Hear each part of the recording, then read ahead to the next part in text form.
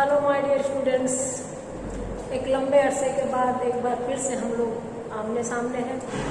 मैं आपकी ma'am doctor Sanju और आप मेरे सामने होकर भी नहीं हैं, मेरे बीए फाइनल ईयर के स्टूडेंट्स। हम लोग फिर से उसी सिलसिले को यथावत रखेंगे जिस सिलसिले के तहत हमने लास्ट ईयर अपने सिलेबस को पूरा किया। ये जो परिस्थितियां हैं हम सबके बस की नहीं है। ऐसे तो बहुत सारी सूक्तियां, सूक्त कथन, महात्माओं की कही गई बातें ध्यान में रहती है। एक बात बहुत अच्छी लगती है मुझे, उन्हीं में से, मनुष्य परिस्थितियों का दास नहीं वरन उनका निर्माता, नियंत्रण करता और स्वामी है। ठीक यही बात हमें हमारे लिए देखनी पड़ेगी। विषम परिस्थितियां हैं, कोरोना की सेकंड वेव और उसके बाद ऐसे ऐसे वेरिएंट के नाम मुझ जैसे गणित के कमजोर विद्यार्थी को और भी ज्यादा डराते हैं। लैम्डा वेरिएंट, अभी एक नया वेरिएंट सुना है, डेल्टा वेरिएंट उसके पहले सुना था और उसके पता नहीं उसके बाद कौन कौन से वेरिएंट और सुन लिए। हतप्रभ रह जाती हूँ, परेशान हो जाती हूँ, चिंतित हो जाती हूँ। लेकिन जीवन थमता नहीं है। हमें वापस अपने आप को समेट कर परिस्थितियों को सहजता से न सही जिम्मेदारी के साथ में हैंडल करना सिखाती है एजुकेशन। असल में यही काम है एजुकेशन का, एडाप्टेशन, अनुकूलनशीलता, विषम से विषम परिस्थितियों में हथियार न डालना, अपने आप को प्रिपेयर रखना, कैसे हम मैनेज करें खराब से खराब सिचुएशन में। देखिए, मैनेज करना भी एक मैकेनिज्म है, कॉपिंग मैकेनिज्म, अपने आप को ढाल लेना। और ये जरूरी नहीं है कि बहुत डिग्रियों से आता हो, ये बहुत अनुभवों से आता है। अक्सर तो जितने अनुभव से हम लाइफ में गुजरते हैं उतने अनुभव हमें मजबूत बनाते हैं। हालांकि ये गलत लगता है मुझे कि मजबूत बनने के लिए हमें बहुत खराब परिस्थितियों से ही क्यों गुजरना पड़े, आसानी से हमें चीजें उपलब्ध क्यों नहीं होती। लेकिन ये सत्य है कि बहुत कम लोगों को परोसा हुआ मिलता है। तो एजुकेशन खाली दिमाग को खुले दिमाग में बदलती है, ये अक्सर कहा करती हूँ मैं। और एजुकेशन ही वो चीज है जो हमारी परिस्थितियों से निपटने की शक्ति को बढ़ाती है। तो ऐसे में जब स्कूल, कॉलेजेस बहुत कम समय के लिए खुले, ऑफलाइन हमने 3 महीने के आसपास ही क्लासेस ली, लेकिन हम नहीं भूले कि ऑफलाइन नहीं सही, ऑनलाइन हमने लगातार पढ़ाई की। बहुत अच्छे रेस्पॉन्स भी मुझे आप लोगों से मिले। मेरा खुद का मोराल बहुत बूस्ट होता है जब मुझे आप लोगों से मिलता है कि मैम बहुत अच्छा वीडियो बनाया आपने, फला विषय पे आपने बहुत अच्छा बोला। तो मैं दोबारा वही आपको कहने की कोशिश कर रही हूँ कि कब ऑफलाइन क्लासेस स्टार्ट होगी हमें नहीं पता, लेकिन हम बैठेंगे नहीं। यूनिवर्सिटीज ने, यूजीसी ने जो मापदंड तय कर दिए, जो मानदंड दे दिए, उसके आधार पर हमें अपना काम फिर से शुरू करना है। 10th और 12th के मार्क्स के आधार पर फर्स्ट ईयर में स्टूडेंट्स को प्रमोट किया जा रहा है। उनके लिए हम अलग से बात करेंगे, सिलेबस को लेके वीडियो बनाएंगे। फर्स्ट ईयर से सेकेंड ईयर में जिनको प्रमोट किया गया है उनकी परीक्षाएं लगभग तय है कि होंगी, लेकिन बाद में होंगी। सेकेंड ईयर से थर्ड ईयर में जिनको प्रमोट किया गया है उनकी सबसे पहले परीक्षाएं होंगी। सबसे पहले हमें इसीलिए आप लोगों से मुखातिब होना पड़ रहा है। बार बार पिछले वीडियोस की शुरुआत की तरह याद दिलाना चाहूंगी कि मुझे कभी नहीं लगता कि मैं एक बंद कमरे में ये वीडियो बना रही हूँ और ये कोई नहीं देखेगा। मुझे लगता है कि जब मेरे पास ब्लैक बोर्ड है, सामने मेज है, कुर्सियां हैं, डेस्क है, तो उन पर बैठे हुए आप मुझे नजर आते हैं।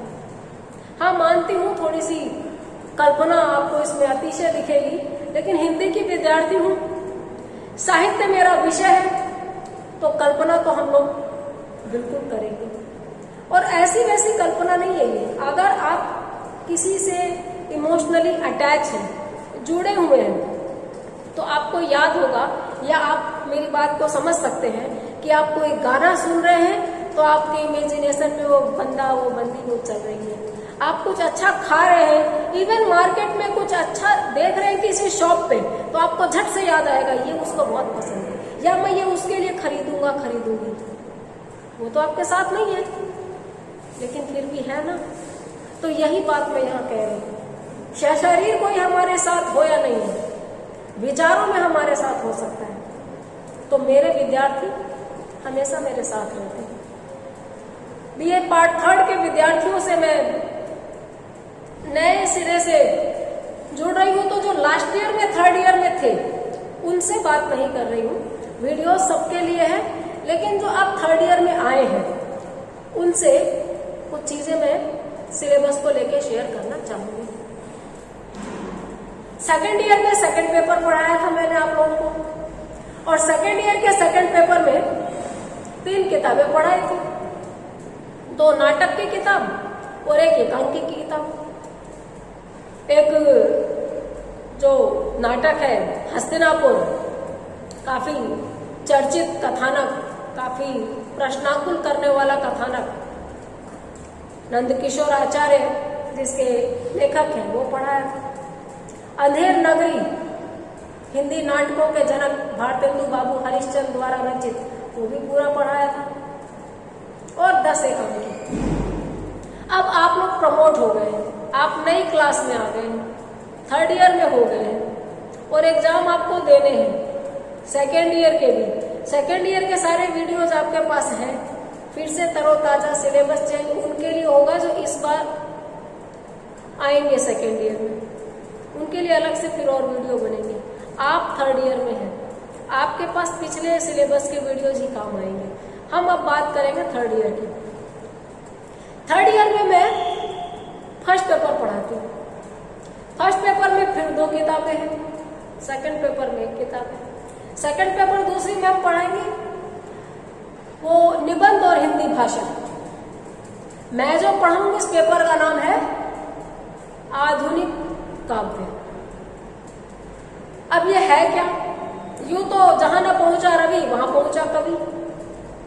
एडवांस होते हैं साहित्यकार, और जो एडवांस नहीं होता उसको साहित्यकार हिसाब से तो नहीं ही होना चाहिए। यूं तो कुबंदियां कर लेना तो बच्चों का भी शगल होता है, 8वीं की क्लास में मैं भी कर लेती थी। लेकिन यहाँ पे दूसरी बात है, यहाँ मैं कहना चाह रही हूं कि कविताओं को अनेक भागों में बांटा गया है, बल्कि काव्य को कई युगों में बांटा गया है।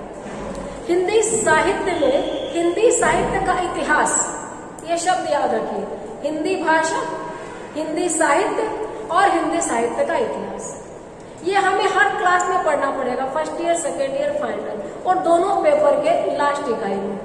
तो हिंदी साहित्य के इतिहास में इतिहासकारों ने हिंदी साहित्य को कई कालखंडों में बांटा है, पढ़ने की सुविधा के अनुसार। हिंदी साहित्य का प्रथम इतिहास ग्रंथ डॉक्टर गाडसा दत्तासी ने लिखा, इस्तवार दाला लिटरेतु रेंदु हिंदुस्तानी।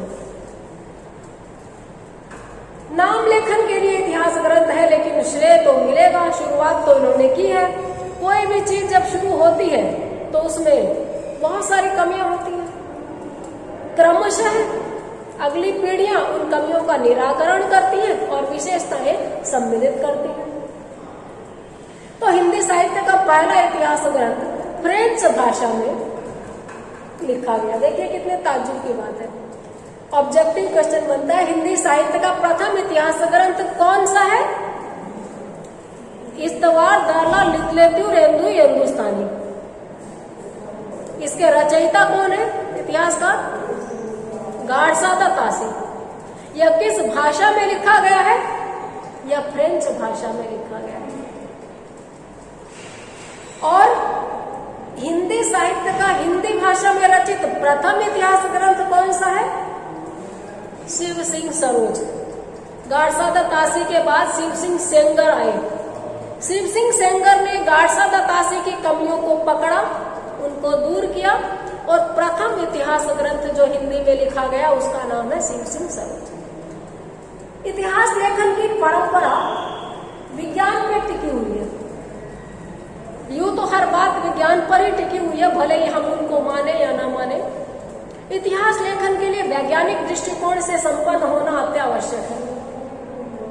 काल क्रम का निश्चित तरीका, युगों को बांटने की एक विधायक प्रवृत्ति, उनके लिए एक पैटर्न चुनना ईस्वी सन के आधार पर, काव्य की प्रवृत्ति के आधार पर या महत्वपूर्ण ग्रंथकारों साहित्यकारों के आधार पर। उपर्युक्त तमाम परिपाटियों में खरे नहीं उतरे गाड़सा दत्तासी, इसलिए नामोल्लेख के लिए वो इतिहास ग्रंथ है।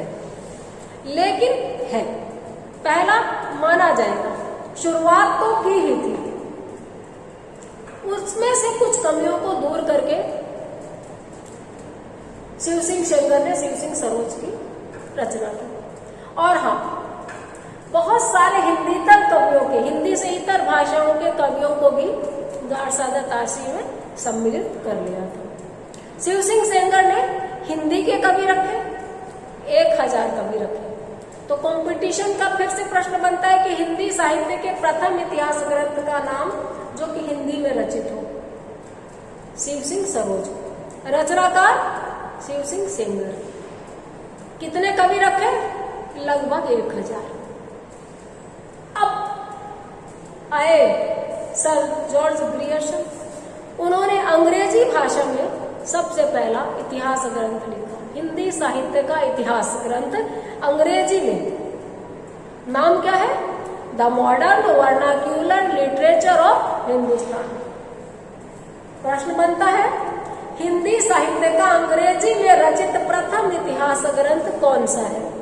हिंदी साहित्य का इतिहास अंग्रेजी भाषा में रचित पहला the modern vernacular literature of Hindustan है। हिंदी साहित्य के इतिहास के अंग्रेजी में रचने वाले इतिहासकार का नाम क्या है? George Grierson. जॉर्ज ग्रियर्सन की और भी बहुत उपलब्धियां हैं।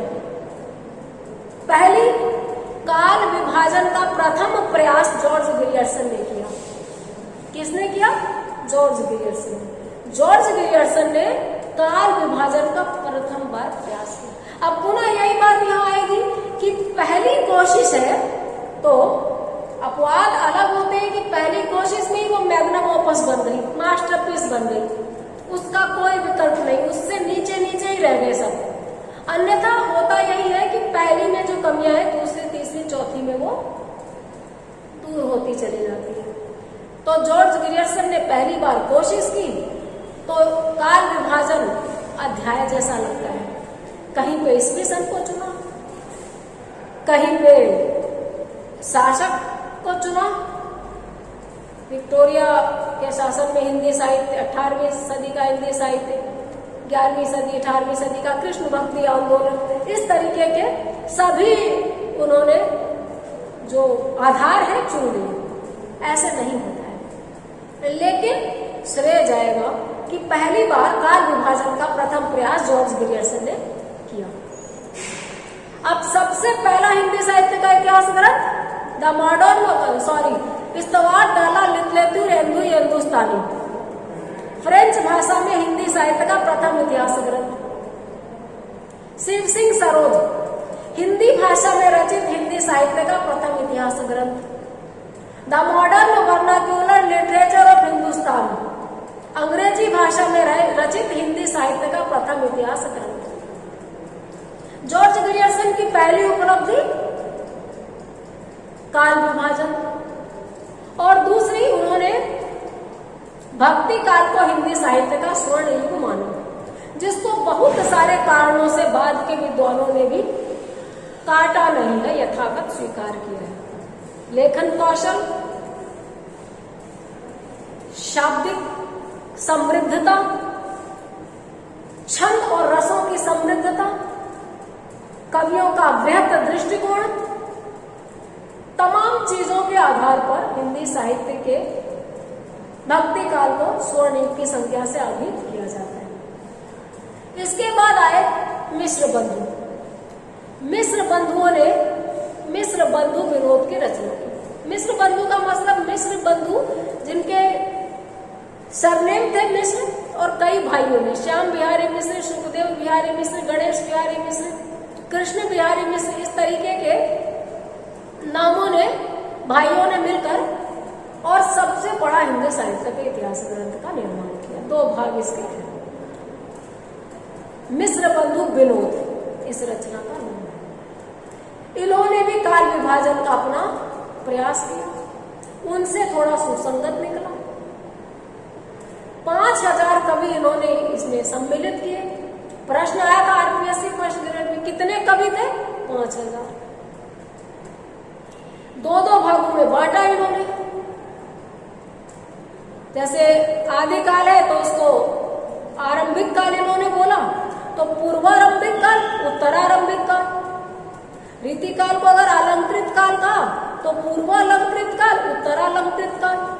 बीच में अज्ञात काल, परिवर्तन काल, जिस पर बाद में प्रश्न उठे, और आधुनिक काल। इसके बाद सबसे सरल रूप से हिंदी साहित्य का इतिहास ग्रंथ लिखा आचार्य रामचंद्र शुक्ल ने। आचार्य रामचंद्र शुक्ल के द्वारा रचित हिंदी साहित्य के इतिहास का नाम भी हिंदी साहित्य का इतिहास है। यह देखिए, एमए प्रीवियस के फर्स्ट पेपर का नाम है हिंदी साहित्य का इतिहास। और ग्रेजुएशन की 3 कक्षाओं में, 6 पेपर में, यूनिट में जो आप प्रश्न करते हैं, उपन्यास के उद्भव और विकास पर प्रश्न लिखिए, कहानी की विकास यात्रा पर निबंध लिखिए, आदिकाल के नामकरण और प्रवृत्तियों पर प्रकाश डालें, वो दरअसल और कुछ नहीं, हिंदी साहित्य के इतिहास का आपके पाठ्यक्रम के अकॉर्डिंग एक पोर्शन आपकी किताब में, आपके सिलेबस में रखा जाता है। और एमए में जाकर के 3 सालों के 6 पेपर का मिला के एक वृहदाकार फर्स्ट पेपर ही बना दिया जाता है। तो सबसे सरल हिंदी शब्द सागर की भूमिका के रूप में सबसे पहले इसको आचार्य शुक्ल ने लिखा था। 1893 ईस्वी में नागरिक प्रचारिणी सभा की स्थापना हुई थी काशी में, बनारस में। हिंदी शब्द सागर हिंदी साहित्य का वृहत इतिहास ग्रंथ, जिसके 20 भाग प्रकाशित हुए, उसकी भूमिका के रूप में शुक्ल जी ने पहले ये इतिहास ग्रंथ मूल रूप में लिखा था। बाद में 1929 ईस्वी में उसका विशिष्ट संस्करण, उसको अलग करके विशेष हिंदी साहित्य के इतिहास के अलग ग्रंथ के रूप में प्रकाशन करवाया गया 1929 ईस्वी में। नाम क्या है? हिंदी साहित्य का इतिहास। इतिहासकार कौन? आचार्य रामचंद्र शुक्ल। इन्होंने हिंदी साहित्य के इतिहास को 4 कालों में बांटा, बहुत सरल से, जैसे प्रारंभ, मध्य और अंत। अंत यानी आधुनिक, और मध्य को 2 भागों में बांट दिया। प्रारंभ का नाम और 4 कालों के 2-2 नाम रखे। 4 कालों के 2-2 नाम रखे, दोहरा नाम का। आदिकाल अथवा वीरगाथा काल। अपने इतिहास ग्रंथ में इन्होंने जो समय शैली चुनी है वो विक्रम संवत चुना है। विक्रम संवत 18 फिर क्या कह रही हूं, आपको 57 साल रिमूव करने हैं, घटाने हैं। ईस्वी सन में से 57 साल बढ़ाओगे, विक्रम संवत में से 57 साल घटाओगे तो ईस्वी सन बनेंगे। 1050 से आदिकाल का प्रारंभ आचार्य शुक्ल ने अगर माना है तो 50 तो ये और 7 993 ईस्वी से आप समझ गए आदिकाल का प्रारंभ होगा। ईस्वी में 993 ईस्वी और विक्रम संवत में 1050, यहां इन्होंने आदिकाल का प्रारंभ माना। हालांकि आदिकाल का प्रारंभ मानने में जिन कृतियों का उल्लेख शुक्ल जी ने किया है वो मूलतः हिंदी की नहीं और पीछे की रचनाएं हैं, अपभ्रंश की रचनाएं हैं। तो 1050 से 1375 विक्रम संवत तक आदिकाल अथवा वीर गाथा काल, ये आचार्य शुक्ल ने माना है। 1375 से 1700 विक्रम संवत तक पूर्व मध्य काल अथवा भक्ति काल, 1700 से 1900 विक्रम संवत तक उत्तर मध्य काल अथवा रीति काल, 1900 विक्रम संवत से आधुनिक काल अथवा गद्य काल।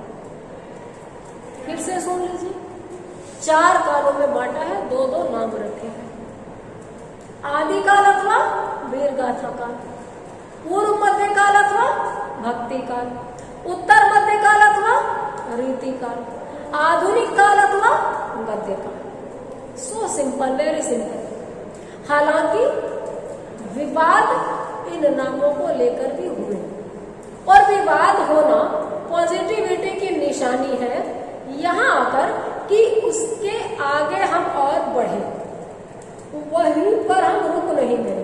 कल ही मेरे मन में ये बात आई कि आज से 4 साल पहले अगर मैंने फेसबुक पे कोई पोस्ट लिखी और 4 साल बाद मुझे उसमें एक लाइन का भी रद्दोबदल नहीं करना, इसका मतलब या तो वो पोस्ट इतने कड़वे विषय पर है कि उसमें कुछ नहीं हो सकता, गुंजाइश ही नहीं बदलने की, या फिर मेरा मानसिक विकास 4 साल में जरा भी नहीं हुआ, मुझे उसमें कोई कमी ही नहीं दिख रही, मुझे उसमें कुछ बढ़ाने की, कुछ सुधार करने की गुंजाइश ही नहीं लग रही। अन्यथा अगर दिमाग बदलता है तो पुरानी बातों में संशोधन होता है। यह वैज्ञानिक विधि है। शुक्ल जी ने स्वयं कहा था कि उपलब्ध रचनाओं के आधार पर जो निष्कर्ष मैं दे पा रहा हूं वो मैं दे रहा हूं। आने वाले वक्त में और ग्रंथों का जैसे जैसे पता लगेगा, मेरी स्थापनाएं त्रुटिपूर्ण होंगी, उसमें काफी संशोधन होंगे। ये एक बहुत अच्छी बात होगी मुझे लगती है कि स्वयं उन्होंने माना था कि कहीं किसी शिलालेख पर, कहीं किसी राजा के निजी पुस्तकालय में, कहीं किसी खुदाई में, राजकीय संग्रहालयों में, जहां जो भी उनको उपलब्ध हुआ उसके आधार पर उन्होंने ये ग्रंथ लिखा है। लेकिन इसमें बहुत सारी संभावनाएं बदल जाएंगी, स्थापनाएं बदल जाएंगी जब आने वाली पीढ़ियां और अधिक ग्रंथों का पता लगा पाएंगी। रिजिड नहीं होना चाहिए। दूसरा एक सवाल कंपटीशन एग्जाम में आता है कि इनके आधार ग्रंथ के रूप में किसका नाम लेंगे, यानी कवियों का विवरण कहाँ से उठाया। फर्स्ट ग्रेड में आया था ये, तो भूमिका में बात लिखी है। याद है कि हम लोग भूमिका पढ़ना छोड़ देते किताबों की। फर्स्ट ग्रेड में जब मेरा रिटर्न क्लियर हुआ था तो उसके पीछे बहुत बड़ी वजह थी कि मैं किताबों की भूमिकाएं जरूर पढ़ती हूँ, कवर पेज जरूर पढ़ती हूँ। कवर पेज से बड़ी रोचक बात याद आ गई। एक मशहूर रचना है चांद का मुख टेढ़ा है, गजानन माधव मुक्तिबोध द्वारा ये रचित है। अब लोग क्या रखते हैं, चांद का मुख टेढ़ा है मुक्तिबोध, चांद का मुख टेढ़ा है मुक्तिबोध। 2010 में फर्स्ट ग्रेड में सवाल यह आया कि मुक्तिबोध रचित चांद का मुख टेढ़ा है काव्य संकलन का प्रकाशन कहां से हुआ। राजकमल प्रकाशन, ज्ञानपीठ प्रकाशन, नेशनल बुक ट्रस्ट, पुस्तक महल। अब बताइए, लोग कह रहे हैं कि ये याद रखेंगे हम, राइटर का नाम पूछो या बुक का नाम पूछो। बैक कवर पढ़ने की, आगे के कवर पढ़ने की आदत के कारण मुझे याद था कि ज्ञानपीठ से प्रकाशित है। और उसी तरह अपने हिंदी साहित्य के इतिहास में तमाम जानकारियां दी है शुक्ल जी ने, लेकिन भूमिका में लिखा है कि कवियों का जीवन वृत्त मैंने अधिकांशतः मिश्र बंधुओं के मिश्र बंधु विरोध से उठाया है। यही प्रश्न आ गया था।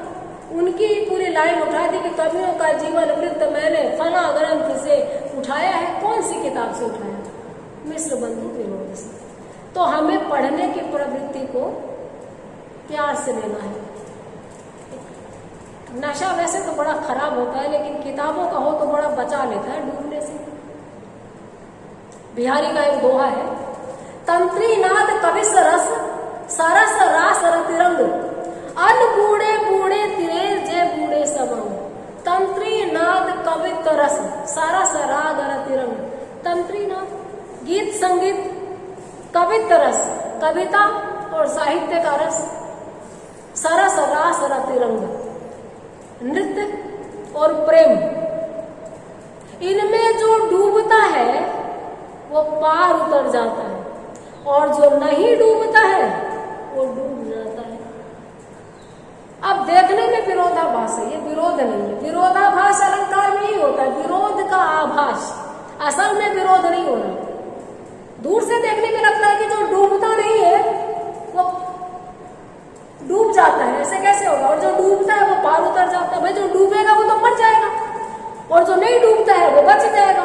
लेकिन नहीं, यहाँ डूबने का अर्थ है जो इनमें निमग्न होता है, जो इनमें रसास्वादन लेना जानता है, कविताओं में, गीत संगीत में, साहित्य में और प्रेम में। जो खोता है वो जीवन की सार्थकता को पहुंचता है, महसूस करता है, और जो इनमें नहीं खोता है वो डूब जाता है, यानी जीवन व्यर्थ है। तो यहाँ पर देखिए, यही बात मैं कहूंगी कि भूमिकाएं पढ़ना, कवर पेज को पढ़ना, यहाँ तक कि राजकमल वालों की तो एक और आदत है, राजकमल प्रकाशन से किताब आती है, उसके बाद अब्स्ट्रैक्ट पेंटिंग होती है अधिकतर, तो ये भी लिखा रहता है आवरण चित्र फला का।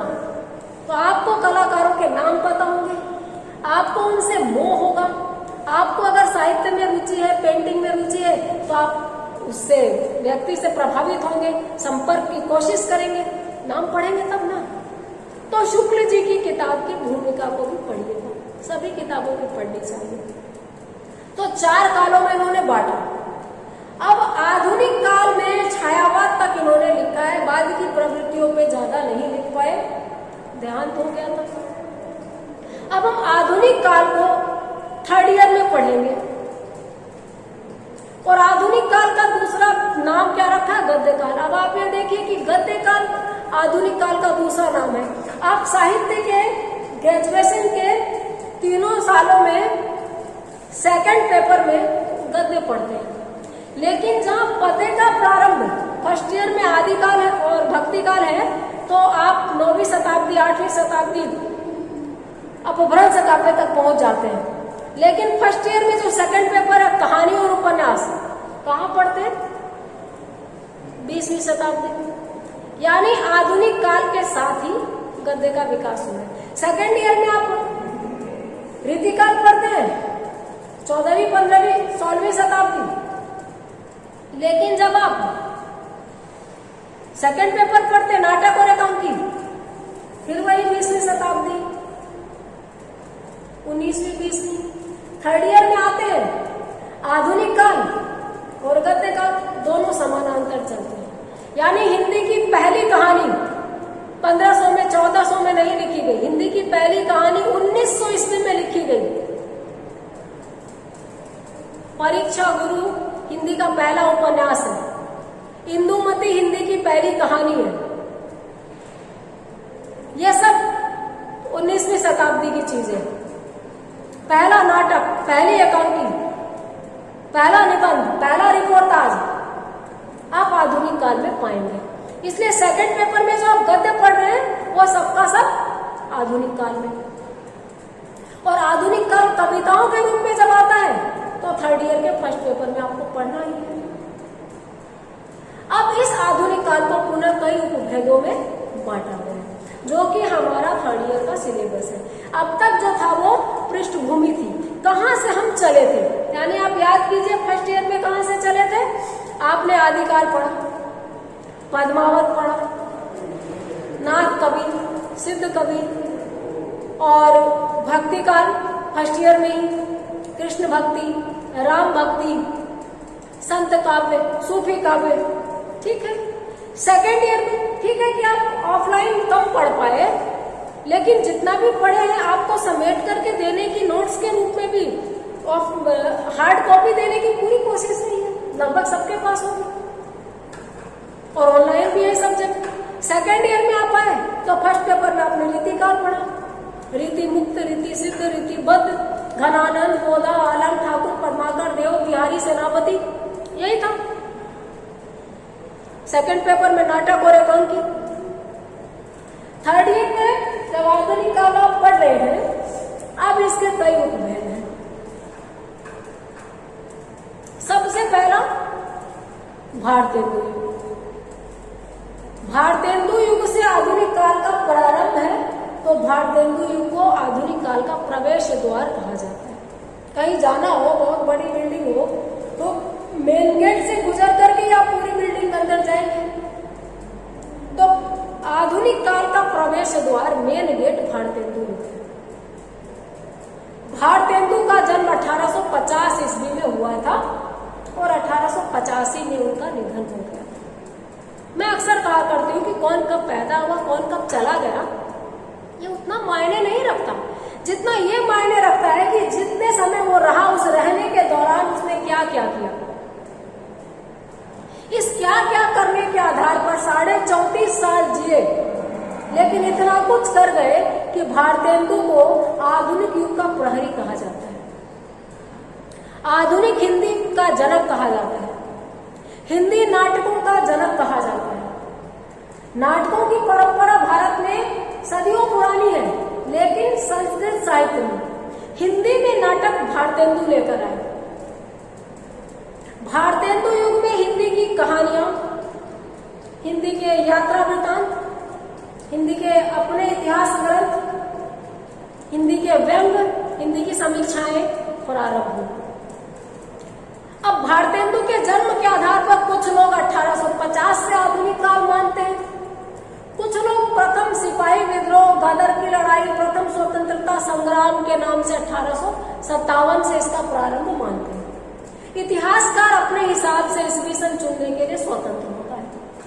हर इतिहासकार के पास ये स्वतंत्रता है कि वो कालक्रम किस समय से माने। जैसे डॉक्टर रामकुमार वर्मा ने आदिकाल को 2 भागों में बांट दिया, संधि काल और चारण काल।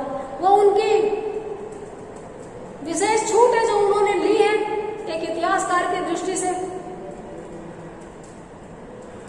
किसी ने उसको सिद्ध सामंत युग कहा है, राहुल सांकृत्यायन ने, नामकरण में बाद में जाएंगे। तो यहाँ पर आप 1850 से भी हिंदी साहित्य का प्रारंभ मान सकते हैं, आधुनिक काल का, और 1857 से 1900 ईस्वी तक भारतेंदु युग को माना गया है। अब भारतेंदु युग, इसके भारतेंदु मंडल का मतलब, भारतेंदु मंडल के महत्वपूर्ण कवि, भारतेंदु युग की काव्य प्रवृत्तियां और सीमाएं, इन सब पर सेपरेट वीडियो में हम बात करेंगे। अभी हम बात करते हैं कि आगे और कौन कौन सी युग है। तो 1857 से 1900 तक आधुनिक काल का प्रथम उपभेद माना जाता है भारतेंदु युग। दूसरा आता है 1900 से 1918 और कुछ लोग 1920 तक मानते हैं। वही मैं कहूंगी इतिहासकार की अपनी स्वतंत्रता, उसका अपना विशेषाधिकार। तो 1900 से 1918 तक है द्विवेदी युग। जैसे भारतेंदु युग बाबू भारतेंदु पे है, भारतेंदु हरिश्चंद्र पे। द्विवेदी युग महावीर प्रसाद द्विवेदी पे, द्विवेदी मंडल भी था। द्विवेदी युग की भी विशेषताएं हैं, इसकी भी सीमाएं हैं, इस पर हम बात करेंगे। इस युग की महत्वपूर्ण रचनाएं सारे अलग अलग हमें पढ़ने हैं। थर्ड ईयर में यही हमारा सिलेबस है। 1918 से 1936 तक ईस्वी में है, ये सारे आधुनिक काल ईस्वी में पढ़ा रही हूँ। 1918 से 1936 तक छायावाद, छायावाद के आधार स्तंभ प्रसाद निराला, पंत महादेवी, इनके काव्यों की विशेषताएं, इनकी व्यक्तिगत विशेषताएं, छायावाद के समस्त काव्य का कलेवर विशेषताएं, इसके नामकरण को लेकर आपत्तियां, आक्षेप और निराकरण, इन सब पर हम बात करेंगे। 1918 से लेकर 1936 तक छायावाद। 1936 से लेकर 1943 ईस्वी तक प्रगतिवाद। प्रगतिवाद की खासियत, प्रगतिवाद की सीमाएं, प्रगतिवाद के प्रतिपादक, प्रगतिवाद की प्रवृत्तियां, इन सब पर हम पुनः जो मैं बता चुकी हूँ सेपरेट वीडियोज में बात करेंगे। लास्ट ईयर सारे वीडियोज बना चुकी हूँ, इस बार फिर से हम नए दृष्टिकोण से नए तरह से बात करेंगे, क्योंकि मैंने कहा था हर बार कुछ संभावनाएं शेष रह जाती है नया कुछ कहने और सुनने के लिए। तो 1857 से 1900 तक भारतेंदु युग, 1900 से 1918 तक द्विवेदी युग, 1918 से 1936 तक छायावाद, 1936 से 43 1943 तक प्रगतिवाद, 1943 से 1950 तक प्रयोगवाद। प्रयोगवाद में कुछ कमियां थी, उनको हटाकर कुछ खूबियां बढ़ाकर नई कविता बनी। 1950 से 1955-60 के आसपास नई कविता। प्रयोगवाद के जो प्रवर्तक थे सच्चिदानंद, हीरानंद, वात्स्यायन, गे, वही नई कविता के भी प्रवर्तक माने जाते हैं। उनके तार सप्तक, दूसरा सप्तक, तीसरा सप्तक, चौथा सप्तक, क्या चीज है ये सप्तक, इन पर बात करेंगे। प्रयोगवाद की विशेषताएं, सीमाएं, नई कविता की विशेषताएं, सीमाएं। इसके बाद आती है साठोत्तरी कविता। 60 जोड़ उत्तर, साठोत्तर। उत्तर यानी जवाब नहीं, बाद में 60 के दशक के बाद की कविताएं। धूमिल और रघुवीर सहाय इसके प्रतिनिधि कवि हैं।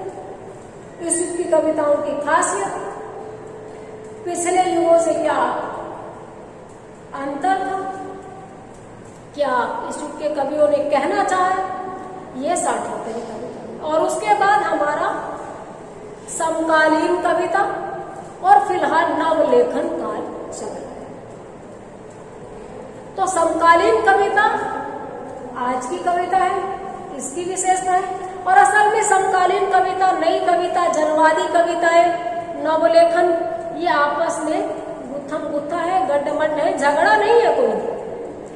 झंडा बरदार खड़े हो जाते हैं अलग अलग टाइम पे, और जो जायज भी है, कुछ विशेष योग्यता वाले अलग से चिंतन करने वाले लोग आते हैं और वो अपनी कविताओं को अलग नाम से लेके नए सिरे से नई तरफ से लेके जाते हैं। श्रीकांत वर्मा है, बहुत सारे कवि हैं इस तरीके के, मंगलेश डबराल है, वो कहानियों में, मिथिलेश्वर है, आंचलिक उपन्यासों में, जो पैटर्न में नहीं ढले, अलग अलग चले। तो ये हमारा आधुनिक काल का सिलेबस है। आदिकाल अथवा भक्तिकाल, आदिकाल अथवा दीर्घाथा काल, पूर्व मध्यकाल अथवा भक्तिकाल, उत्तर मध्यकाल अथवा रीतिकाल, ये तीनों काल हम फर्स्ट ईयर सेकेंड ईयर में कर देते हैं। फर्स्ट ईयर में 2 काल पढ़ते हैं, आदिकाल और भक्तिकाल, सेकेंड ईयर में रीतिकाल। अब थर्ड ईयर में जो हमको आधुनिक काल पढ़ना है, उसमें भारतेंदु युग, द्विवेदी युग, छायावाद, प्रगतिवाद, प्रयोगवाद, नई कविता, साठोत्तरी कविता, समकालीन कविता, ये हमारे विषय हैं। साथ में एक चीज और याद दिला दूं, अभी हम थर्ड ईयर में हैं और थर्ड ईयर में आधुनिक कविताओं के अलावा एक महाकाव्य चलता है या खंड काव्य चलता है। अभी फिलहाल महाकाव्य नहीं चल रहा, काफी सालों से खंड काव्य चल रहा है। इस समय जो चल रहा है उस खंड काव्य का नाम है शंभु, जो कि जगदीश गुप्त ने लिखा है। तो अब आप याद रखिए, अगर आपकी क्लास में खंड काव्य प्रैक्टिकली कोई रचना चल रही है तो थ्योरी में उससे रिलेटेड बहुत सारे प्रश्न आएंगे। खंड काव्य, काव्य का एक भेद है। तो प्रबंध काव्य आपके अंतिम यूनिट का प्रश्न बनता है। प्रबंध काव्य किसे कहते हैं, इसके कितने भेद हैं, प्रबंध काव्य में महाकाव्य क्या है, चंपू काव्य क्या है, खंड काव्य क्या है, गीति काव्य क्या है, इन सब पर हमें पढ़ना पड़ेगा। एक निबंधात्मक प्रश्न अगर शंभूक से आ सकता है तो खंड काव्य की विशेषताओं से भी आ सकता है। महाकाव्य किसे कहते हैं, इसकी विशेषताएं या महत्वपूर्ण महाकाव्यों पर एक लेख लिखिए। कंफ्यूज तो नहीं हो गए ना मेरी बात सुनने में? एक प्रैक्टिकल के सवाल आएंगे, आपकी जो किताब चल रही है उसमें से व्याख्या आएगी, छोटे बड़े प्रश्न आएंगे। दूसरे सवाल होते हैं थ्योरेटिकल। अब आधुनिक काल की आपकी किताब में 2 कवि मान लो भारतेंदु युग के हैं, 4 कवि छायावाद के हैं, 3 प्रगतिवाद के हैं, 2 नई कविता के हैं। ये इनसे व्याख्याएं आ जाएगी, उन कविताओं से रिलेटेड प्रश्न आ जाएंगे। साथ में प्रश्न ये भी तो आ सकता है, बल्कि आएगा आधुनिक काल भारतेंदु युग की विशेषताएं लिखिए, आधुनिक युग के कितने महत्वपूर्ण भेद है उन सब पर एक शॉर्ट नोट लिखिए, छोटा छोटा सबके बारे में इकट्ठे ही एक आ गया। द्विवेदी युग के महत्वपूर्ण कवियों की विशेषताएं लिखिए, छायावाद की प्रमुख काव्यगत प्रवृत्तियों का परिचय करवाइए। तो ये प्रश्न भी आएंगे। तो जैसे शंभूक हमारे सिलेबस में चलता है, 2 किताबें फर्स्ट पेपर में जो मुझे पढ़ानी है, तो शंभूक चूंकि प्रबंध काव्य है और उसके 3 भेद है, खंड काव्य, चंपू काव्य, महाकाव्य, तो इनसे रिलेटेड प्रश्न भी आ सकते हैं। आज हमने सिलेबस पे बात की है, अगले वीडियो में हम सिलसिलेवार अपनी कविताओं को पढ़ना प्रारंभ करेंगे। मैं आशा करती हूँ कि टुकड़ों में समझाई हुई, आराम आराम से समझाई हुई मेरी बातें आपको समझ आई होंगी और नियमित रूप से आप इन वीडियोस को देखकर लाभान्वित होंगे। हाँ, लाभान्वित, क्योंकि ये वीडियो मैं अपने लिए नहीं बना रही हूँ। इन कविताओं को, इन वाद को, इन युगों को मैं पढ़ चुकी हूँ। मेरी परीक्षाएं बहुत पहले हो गई। हाँ, आपके साथ हर बार पढ़ती हूँ, कदम से कदम मिला के चलती हूँ, एक विद्यार्थी की तरह पढ़ती हूँ, कैसे प्रश्न आ जाएंगे, किस तरीके से उत्तर फ्रेम करना है, लेकिन अल्टीमेटली इसका परिणाम आपको मिलेगा, परीक्षा आपको पास करनी है, डिग्री आपको मिलेगी। तो प्लीज मेरे साथ बने रहिए, जुड़े रहिए। देखिए, एज ए टीचर प्लीज बोलना मुनासिब नहीं है, लेकिन चूंकि स्टूडेंट्स को हमेशा स्टूडेंट ही नहीं मानती, दोस्त मानती हूँ, बराबर का मानती हूँ। मुझे पता है एक एज के बाद में आपकी समझ विकसित होती है, किशोर उम्र में आने के बाद आप बच्चे नहीं रह जाते। इसलिए प्लीज कह रही हूँ, आप लोग जुड़े रहिए, बने रहिए, देखते रहिए। अगले वीडियोस में हम सिलसिलेवार सिलेबस के चैप्टर से शुरू कर देंगे। तो उम्मीद करती हूँ आज की बातचीत कुछ सार वाली निकलेगी, आपके लिए फ्रूटफुल होगी। Thank you.